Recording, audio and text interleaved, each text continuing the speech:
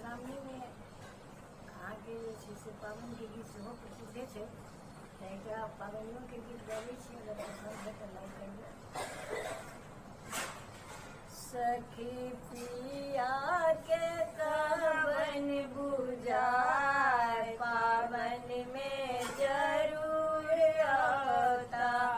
सखी पिया के कवन बुझाए, पावन में जरूर आता। हमारा लपिया चूड़ी लाता, हमारा लपिया चूड़ी लाता। चूड़ी में चमकी लगाए, पावन में जरूर आता। चूड़ी में चमकी लगाए, पावन में जरूर आता। सखी पिया के कवन बुझाए, पावन में जरूर आता।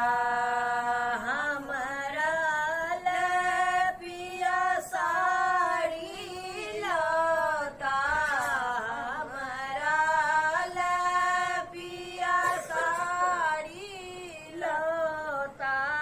साड़ी में गोटा लगाए, पावन में जरूर आता।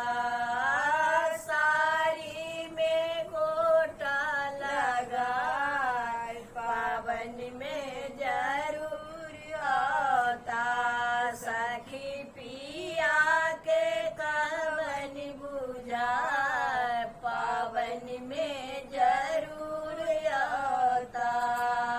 हमारा लपिया झुमका लाता, हमारा लपिया झुमका लाता। झुमका में बोरबा लगाए, पावन में जरूर आता। झुमका में बोरबा लगाए, पावन में जरूर आता। सखी पिया के कवन बुझाए, पावन में जरूर आता।